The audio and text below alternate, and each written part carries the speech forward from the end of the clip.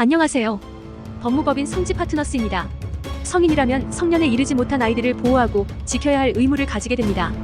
그러나 아이들을 대상으로 한 성범죄는 우리 곁에서 상당하게 벌어지고 있는 사안이기도 하는데요. 그중 미성년자의 성을 사는 매수 행위는 빼놓지 않고 발생하고 있습니다. 이전에는 이러한 행위가 후미진 뒷골목의 집결지에서 대면 형식으로 이루어졌으나 지금은 인터넷이나 SNS를 통하여 이와 같은 범죄를 저지르는 이들이 상당수입니다.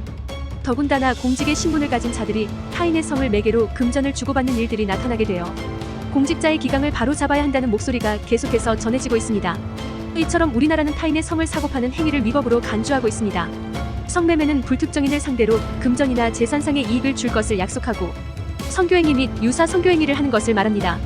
이때 성인을 대상으로 성매매를 한 것과 미성년자를 대상으로 성을 매매하는 것은 다른 죄명으로 적용하고 있는데요. 성인과 금전을 대가로 성적 관계를 맺었다면 성매매 처벌법을 따르게 되며 아동 청소년을 대상으로 공무원 성매매를 하였을 때에는 아동 청소년 성보호법에 따라 처벌을 받게 됩니다.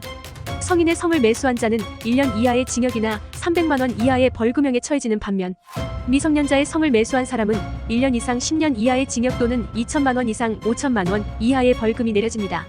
이때 성을 사기 위한 목적을 가지고 아이들을 유인하거나 성을 매도하도록 권유한 정황이 있다면 1년 이하의 징역이나 1천만 원 이하의 벌금이 내려질 수 있습니다.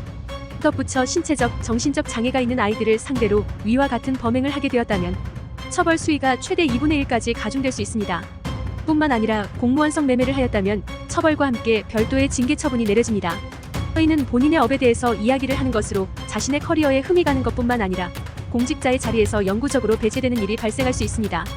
공무원의 신분인 사람은 처벌과 직업상의 불이익도 함께 내려지게 되니 공무원 성매매는 중요도가 매우 높은 사안이라 할 수 있습니다. 그러한 만큼 가볍게 대처를 해서는 안 되겠으며 공직의 자리를 조금이라도 더 지키고자 한다면 다음의 사례를 참고해 주시기 바랍니다.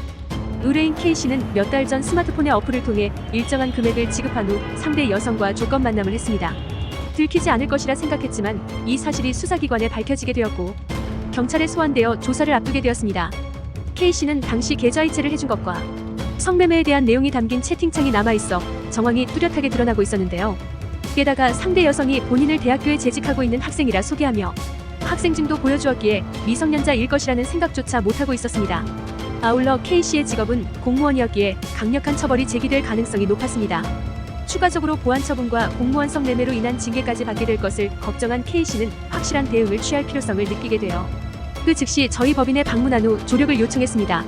이번 사안을 선임한 소송 대리인은 K씨에게 더 유리한 상황을 만들기 위해 다양한 정상 사유 주장과 양형 자료 제출에 심혈을 기울였습니다.